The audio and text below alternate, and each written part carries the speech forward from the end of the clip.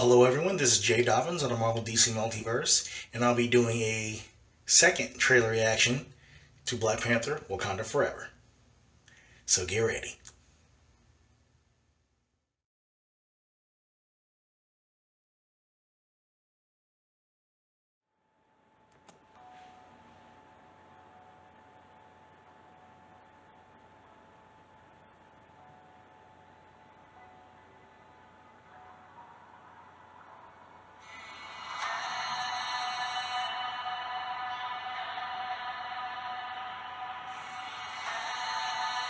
Only the most broken people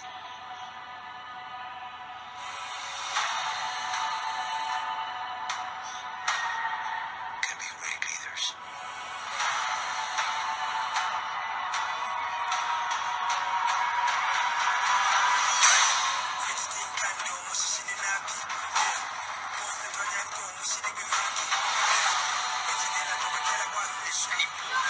Oh, They don't call him General or King. They call him Kukul Khan, the feather serpent god. Killing him will risk eternal war. oh. He's coming for the surface world. Ooh.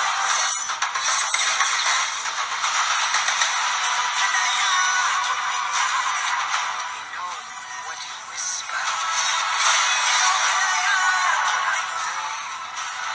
Lost the protector. Now is our time to strike.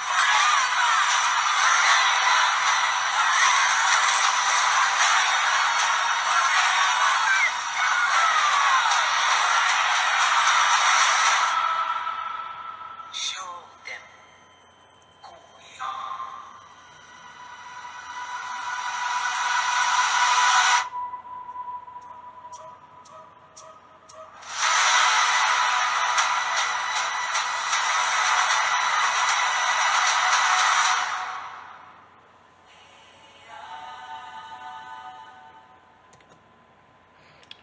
All right. First and foremost, Regina, if you're watching this, I'm taking you to see this movie. No exceptions. So, be honest with you, I'm kind of not feeling this one here. The first one, very emotional. This one right here is,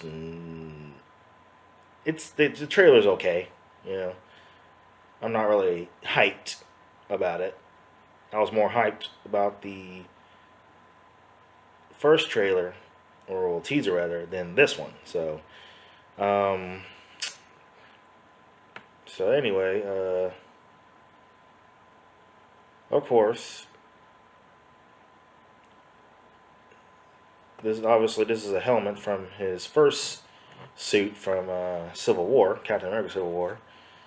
So everybody's hoping that it takes place, during the blip. But to be honest with you, I think it takes place after. But the question is, how does he die? Because according to the plot leaks months ago, he died of an illness. But I thought the heart-shaped herb, you know, would cure that, cure any illness or heal any illness or whatever. Because he was wounded in the first one, and he was wounded in the first one, and he was in a coma. Then he needed the heart-shaped herb to heal his wounds and wake himself up from in order to wake up from a coma. So that's why I was kind of like, that's why I'm kind of confused. All the technology that they have, they can't cure illness, but they can pretty much remove a bullet from a man's spine, repair a spine, and he walks around as if it never even happened. Good as new. But somehow the child dies of an illness. I find that pretty. I don't know. I felt like they were kind of retconning the technology that they had, that you would think that they would have, you know, in the MCU. So, but of course, that. And then this is something I should have brought up when I saw the teaser. Not this right here, but right here. Notice it's like everyone's smiling. Here. Here.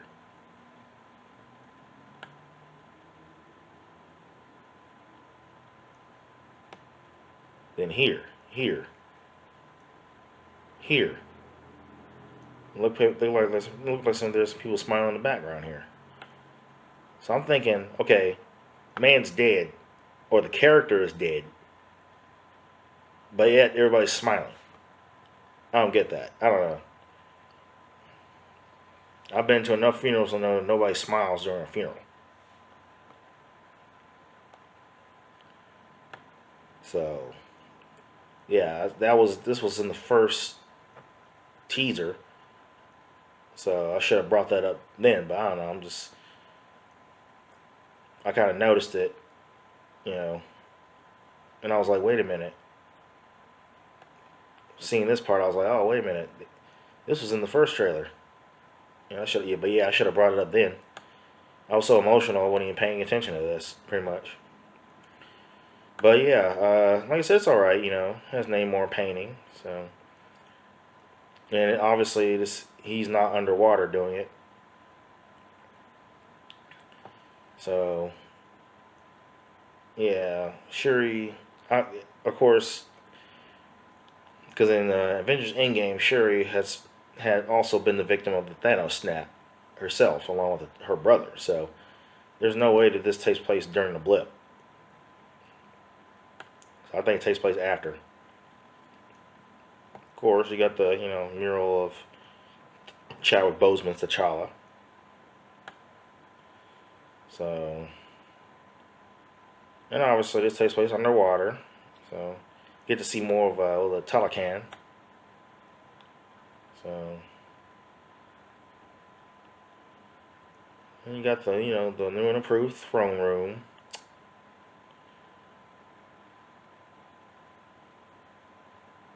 I'm trying to think, right here.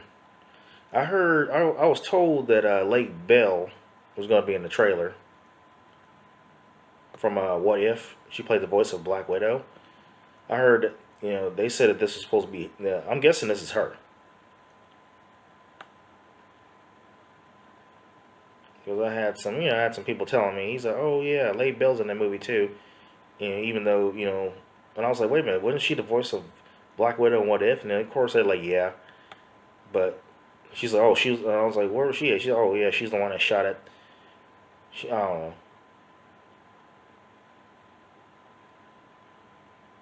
I haven't watched the trailer yet, and then people telling me, oh yeah, she shot at somebody in the trailer. I was like, dude, don't tell me. So, I'm guessing that's her. Possibly. I couldn't get a good look, but yeah, I'm guessing that's her. Might be her, but I'm not sure. Everybody said it's her, but we don't know. But anyway, so of course, you got M'Baku telling the story of Namor. And I guess he was like, hey, they call him Ku Klon, or Ku Klon, Klon, which is I believe it's a deity, Aztecian deity of some kind. I think a snake or feather, snake, a serpent or whatever. So, God. So yeah, and of course it takes place.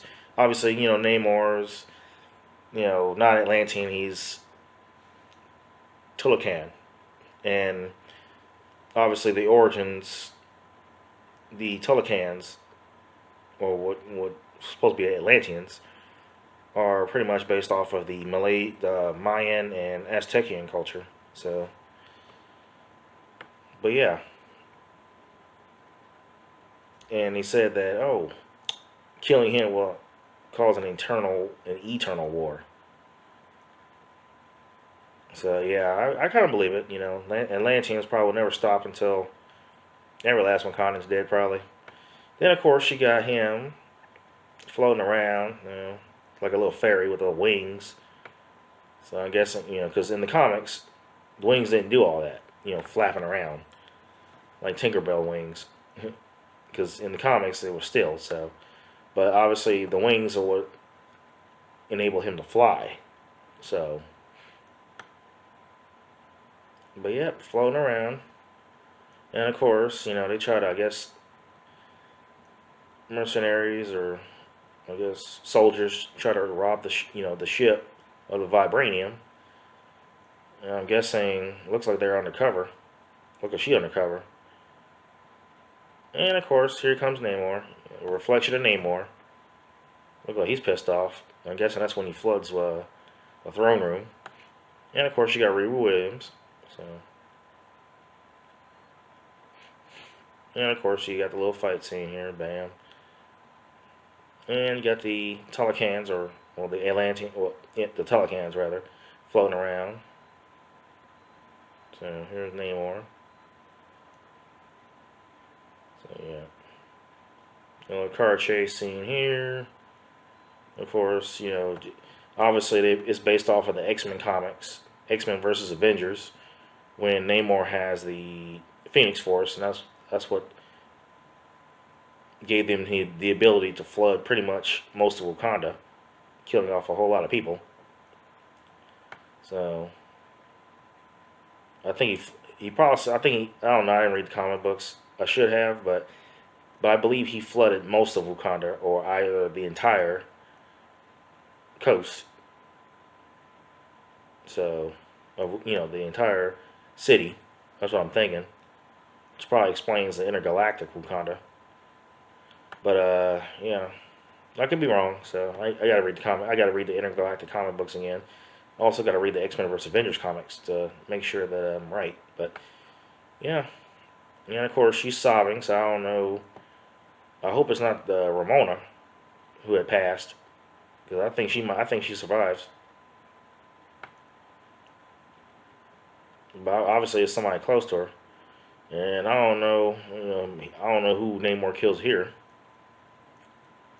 And of course he's look like he rollerblading.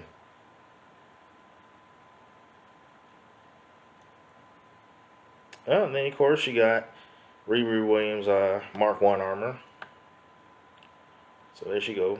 Just bam. And there she go flying. And then you got Atuma.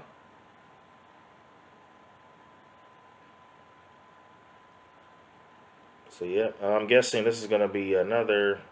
Couldn't get a good look, but it might be the Mark One armor or the Mark Two armor. So it's kind of hard to tell. But obviously, she got some of Stark's technology. So yeah, she's Ironheart. So she makes her debut. So then of course, look like the Wakanda's gonna go to war. And then of course, I still don't get this. I'm guessing this might be the ancestral plane, since she does become a Black Panther anyway. So, because I don't get how the throne room is lit on fire while wet. Well, I mean while flooded. So I'm still trying to figure that out. I'm like how is it flooded and set on fire too? I don't get that.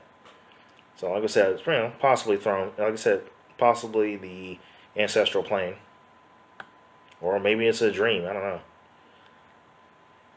And of course, last but not least, bam, Shuri's Black Panther armor. So, not bad. But it'd be nice if they had more fight scenes in here. And I didn't see, because so far this is a second trailer, or the first official trailer, and I haven't seen her fight at all. You see a glimpse of the suit. Now you see the whole suit. Still, she ain't fighting nobody. So, yeah, no fight scenes in this. I mean, I do like the music though. So, but oh, and by the way, before I forget, I'm hearing rumors about a possible recast in the film because they did do some reshoots, mainly for the third act. So I'm guessing there might be a T'Challa variant in the film. Maybe at the last minute, or it might be in the final fight between Shuri and Namor, or it might be in the after credits.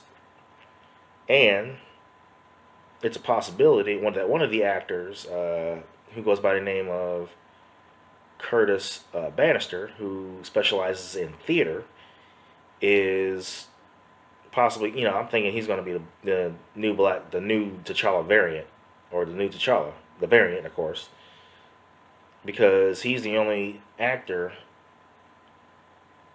in the cast who, he's the only one in the cast, only one of the cast who has a undisclosed role, while everyone else's roles have been revealed.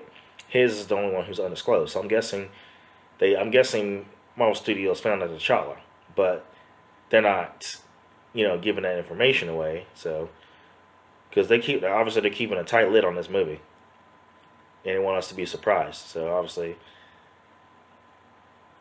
I'm thinking that Marvel Studios finally listened to the recast T'Challa movement. So, and obviously, they've been making a whole lot of noise for months now. I would say at least a year. So, you know, and obviously, Kevin Feige, he changed his tune. First, his reason of not recasting T'Challa was far different. I mean, it's far different from what he said back in December 10th of 2020 on Disney Investor Day.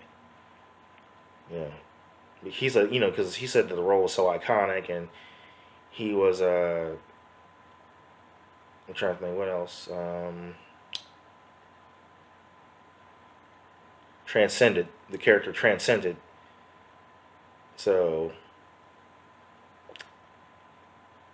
I can't remember the entire quote, but he's transcended into the character, and the character was so iconic they decided not to recast.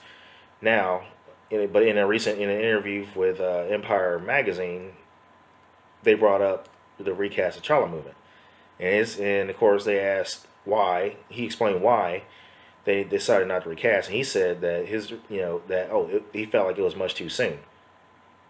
But why didn't he say that back in December 10th? So obviously he's backtracking what he said months, 2 years ago, or almost 2 years ago. And like I said, I think that the recast of T'Challa movement obviously it pressured him to, change his tune. So I'm guessing we will. I think we're definitely gonna be getting a new T'Challa soon.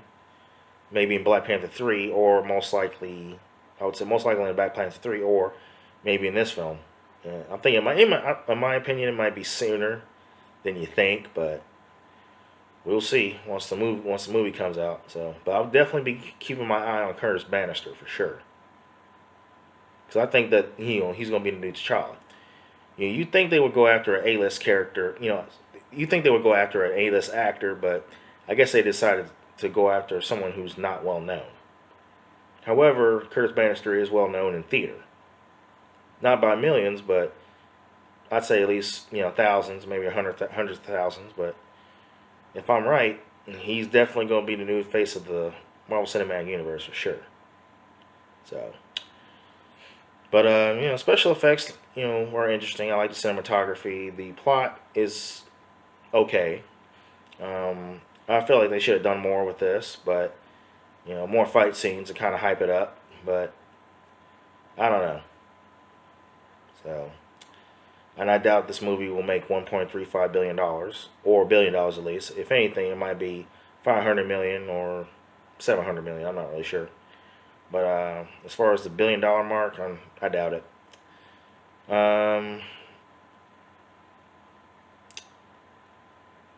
I think that's it. We'll see what happens. I mean, it's obviously not gonna get a Black Panther until like the end of the movie, but I think they should have done more with this trailer, but like I said, it's okay. So, well, guess that's about it.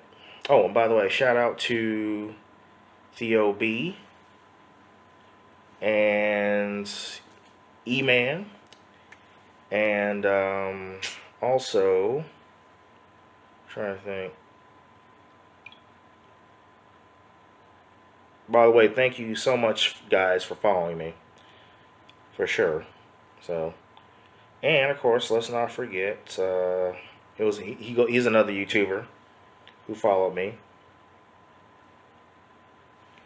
So yeah, be real, but with D real. So shout out to you too, for sure. So, but yeah, I wanted to make sure I got everybody. And let's not forget one more person. She was also she's one of my Twitter followers. So she has a long name, but let me find her here right quick.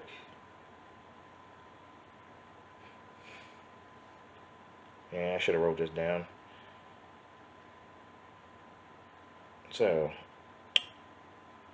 but yeah, Theo B. Shout out to you once again. Uh, Be real with D real. Shout out to you. Thank you both for following. Subscribing to my YouTube channel.